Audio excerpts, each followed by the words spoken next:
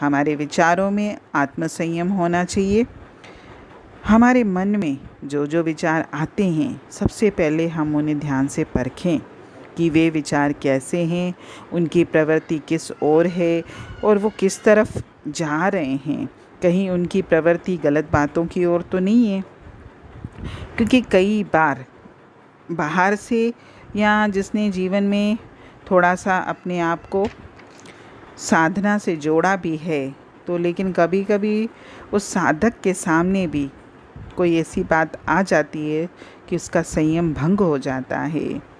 इसीलिए अपने विचारों पर ध्यान देना है हमको और विचार संयम रखना है। और विचार संयम में ध्यान रखने के लिए सबसे पहले ये ज़रूरी है कि हम केवल अपने हित के सात्विक, पवित्र और उच्च प्रकार के विचारों में ही रमण करें, यानी उन्हीं विचारों को धारण करें, उन्हीं विचारों को अपने अंतर में रखें। निराशा के सारे विचार, वासना के गंदे विचार, दूसरों की आलोचना के विचार, चुगली करना, झूठे प्रलोभन के घातक विचार, ये सारे विचारों को हमको त्यागना है। और जब तक हम अपने विचारों का प्रवाह शुद्ध नहीं करेंगे, हमारे अंतर्द्वंद हम चलता ही रहेगा और हम इस द्वंद्वों में फंसे ही रहेंगे।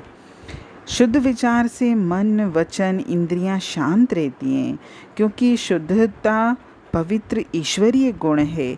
और जो विचार किसी के अहित का हो, प्रतिशोध का हो, किसी को हानि पहुंचाने का हो या स्वार्थ सिद्धि के लिए किया जाता है, तो ऐसे घातक भाव हमारे अंतर में उत्पन्न करता है, जिससे किसी और की हानि नहीं होती, स्वयं हमारी हानि होती है।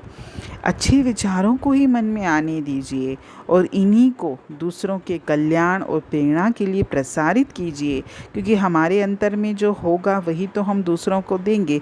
अगर हमारे खुद के विचार अशुद्ध होंगे तो हम बाहर शुद्धता कैसे देंगे? सबसे पहले मेरे विचार शुद्ध होने चाहिए और शुद्ध विचारों का फ़ायदा मैं ही नहीं उठाऊंगा। अगर उन शुद्ध विचारों को मैं बाहर भी प्रसारित करूंगा, दूसरों को भी दूंगा, तो वो भी लाभान्वित होंगे।